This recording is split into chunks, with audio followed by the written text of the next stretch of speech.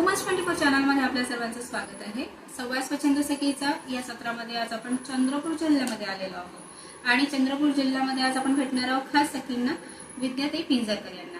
ताई नमस्कार, आमच्या चॅनलमध्ये तुमचं खूप खूप स्वागत आहे। सर्वप्रथम एक छोटासा परिचय तुम्ही आमच्या दर्शकांना द्यावा। माझं नाव विद्या पिंजरकर, मी माझं माहेर सासर दोन्ही अमरावती, पण माझी पूर्ण सर्व्हिस ठाणे जिल्ह्यामध्ये झालेली आहे आणि मी जिल्हा परिषद ठाणे अंतर्गत आरोग्य सेविका म्हणून मुख्यालयाला राहून सेवा दिली आणि त्याच्यामध्ये म्हणजे 24 तास मुख्यालयाला राहायचा आणि साप, विंचू, गरोदर माता, बालकांचं लसीकरण, वयोवृद्धांची सेवा, हे सगळं कामं आमच्या हातून झाले आणि अनेक योजना त्याच्यामध्ये राष्ट्रीय कार्यक्रम राबवणं, पोलिओ, पल्स पोलिओ असेल किंवा मग क्षय रुग्ण तपासणी असेल, मग त्याच्यानंतर कुष्ठरुग्ण वगैरे अशा प्रकारच्या अनेक आजारांवरती ट्रीटमेंट करणं, पुन्हा अशा नवनवीन योजना राबवणं आणि मुलांना लसीकरण करणं, आदिवासी मुलांना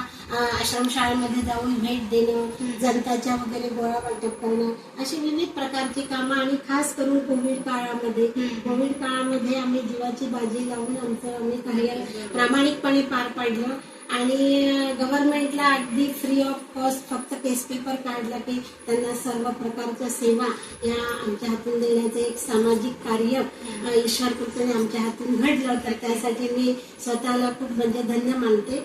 आणि असं करत आता मी 2024ला सेवानिवृत्ती झाली आणि मला एकच कन्या आहे, तर त्यामुळे आता चंद्रपूर येथे मी शिफ्ट झालेली आहे आणि पहिल्यापासून म्हणजे सामाजिक कार्य करण्याची आवड होती, त्यामुळे मी हे सहज सुचलं ग्रुप, माझी एक मैत्रीण आहे तिच्या थ्रू जॉईन केला आणि त्यांनी सुद्धा माझ्या या कार्याची, माझ्या सगळ्या कामाची दखल घेतली आणि मला त्यांनी काव्यकुंज संयोजिका म्हणून पद दिलं।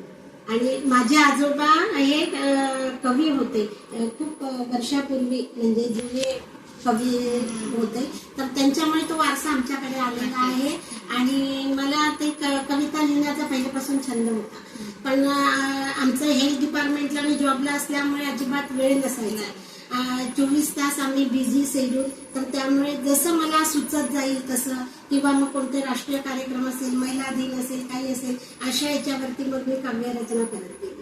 तर त्या काव्यरचना माझ्या मेडिकल ऑफिसरला, आमच्या आशा, अंगणवाडी कार्यकर्ते सगळ्यांना खूप आवडायच्या आणि ते त्याला दाद द्यायचे आणि म्हणायचे की सिस्टर तुम्ही एवढं छान लिहिता, तर त्याचं एक पुस्तक तुम्ही प्रकाशित करा।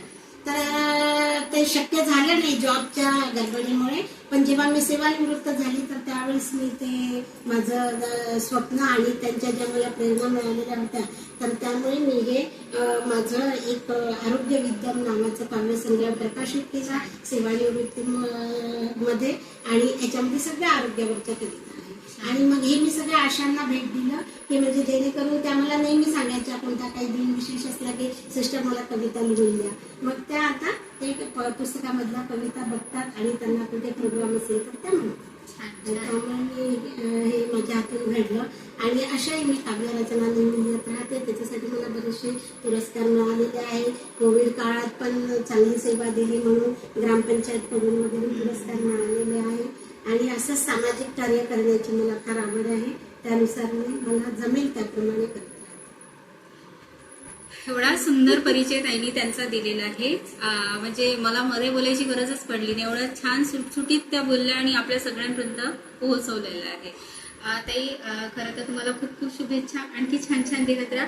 आम्ही पण आमच्या चॅनलला असं कुठलं तरी एक प्रोग्राम सुरू करू ज्याच्यामध्ये तुमच्या कवितेचं आपण वाचन होत, तुम्ही इथनं आम्हाला ते पाठवायचं, आम्ही तिथे प्रसारित करूया आणि ते सगळं जग बघूया। ताई तुम्ही आम्हाला वेळ दिला आणि 5 जुलैच्या आपल्या चंद्रपूरमध्ये होणाऱ्या कार्यक्रमाला तुम्ही आमंत्रित आहात आणि जर तुमची इच्छा असेल तर आमच्या पण चॅनलला तुम्ही संयोजिका म्हणून जोडू शकता।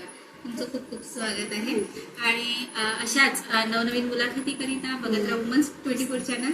ताईंना बुक मला द्यायचं गिफ्ट मला पण खरं तर मागायचंच होतं ते आणि मला मिळालं। Thank you so much.